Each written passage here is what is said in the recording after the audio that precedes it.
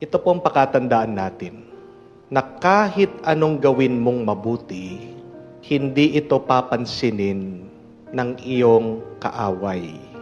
Na kahit anong gawin mong maganda, hindi mo mapapasaya ang mga ayaw sa iyo.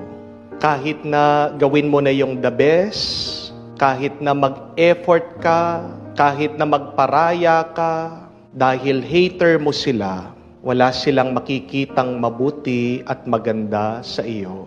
Kamumuhian at kamumuhian kanila. Pero ito naman po ang good news. Minsan sa ating mga kaibigan naman at mga taong nagmamahal sa atin, kahit na hindi ka mag-effort, kahit na hindi mo gawin yung the best mo, mamahalin at mamahalin kanila. We can never please our haters, even if we are already doing our best. But what matters most is that even if you could not do your best for your supporters, for your loved ones, for your friends, whatever you do, you are the best. It is because they accept you. It is because they love you. Minsan kasi, ito yung ginagawa natin sa ating sarili. Sinasaktan natin ang ating sarili. How?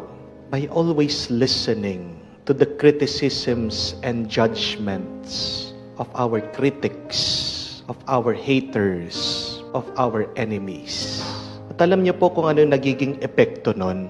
Pag palagi mong binibigyan ng panahon, oras, at iniisip yung sinasabi ng mga masasama sa iyo, you become paralyzed in life. You stop on your track. You are unable to move on. And sometimes, you are unable to produce good things in your life. Dahil lang sa pakikinig mo, dahil lang sa pag-iintindi mo, dahil lang sa palagi mong pinuprove ang sarili mo dito sa mga taong ayaw sa'yo. Stop that. Tigilan po natin itong sakit na binibigay natin sa ating sarili. Masama nga sila sa iyo eh. Hater mo nga sila eh. Kaaway mo nga sila eh. Kahit anong gawin mo, it will never be enough for them. So, anong magandang gawin? Just do your best. Gawin mo kung ano yung sa tingin mo nararapat, mabuti, maganda, at pabayaan mo yung mga tao na nagmamahal sa iyo ang mag-appreciate sa iyo.